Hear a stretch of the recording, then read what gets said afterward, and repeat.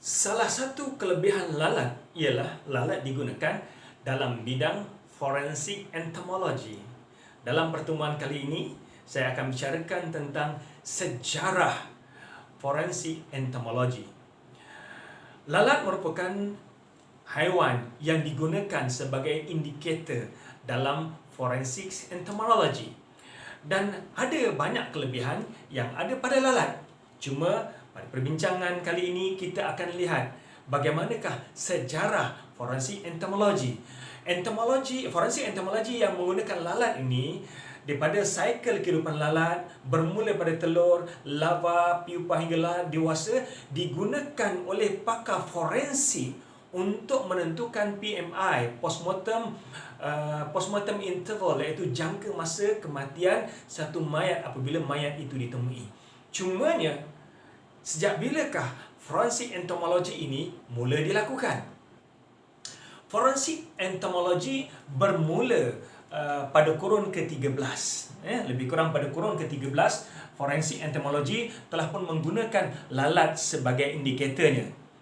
Orang yang pertama menggunakan lalat dalam siasatan ini seperti mana yang direkodkan ialah seorang yang bernama Sun Tzu pada tahun 1235 Masihi.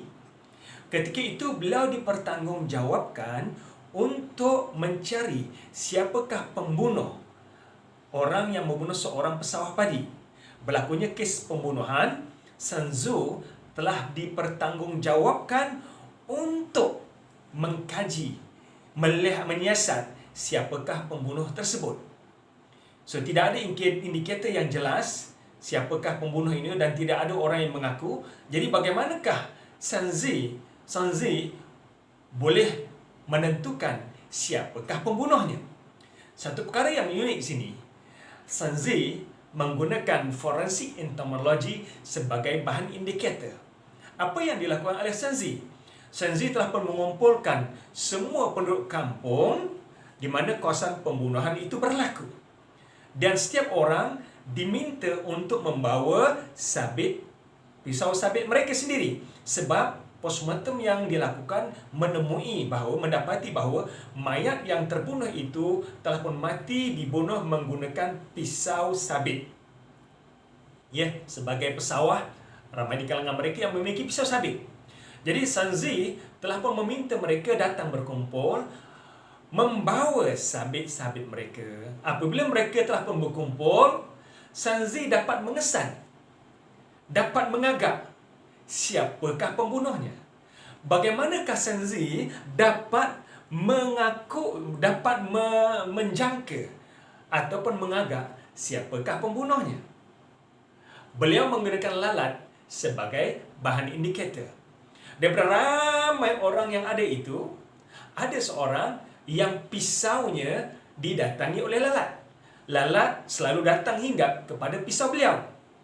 Dan didapati bahawa lalat memiliki diria yang cukup tajam untuk mengesan darah.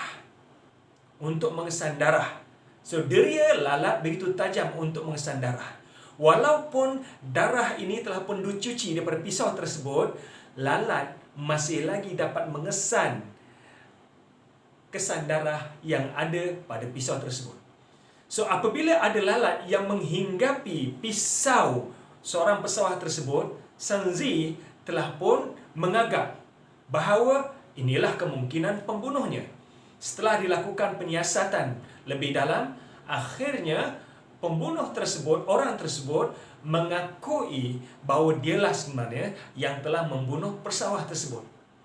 Jadi unik, gambaran yang saya nak ambil di sini ialah Sun Tzu telah pun menggunakan lalat sebagai indikator untuk mengesan siapakah pembunuhnya. Dan perkara ini dijelaskan oleh Epictet dalam jurnal yang telah beliau publish bagaimana peranan lalat dalam forensik entomologi. So, itu adalah merupakan sejarah forensik entomologi. Apa yang saya nak gambarkan bahawa ada kelebihan yang unik yang dimiliki oleh lalat. Dan kelebihan-kelebihan lalat ni telah pun banyak saya jelaskan dalam video-video yang lepas. Dan juga Allah SWT menjelaskan perkara ini dalam Al-Quran. Ya ayuhan nasu duriba mathalun fastami'ulah. Wahai manusia, diberikan perumpamaan pada kamu, dengarlah perumpamaan ini. Innal ladzina tad'una min dunillah lan yakhluqu dzubaban walau istama'ulah. Sungguhnya apa yang kamu sembah selain Allah SWT, mereka tidak mampu walaupun untuk menciptakan lalat. Walaupun mereka bersatu untuk melakukannya, mereka tidak mampu untuk melakukannya. Wa iyaslubuhum zubabu wa iyaslubuhum zubabu. Allah SWT menjelaskan, wa iyaslubuhum zubabu, sekiranya ada lalat yang mengambil suatu barang pada mereka, mereka tidak dapat mengambil kembali barang tersebut. Dan ini kajian saintifik juga terbukti bahawa lalat mempunyai rantaian air liur yang panjang.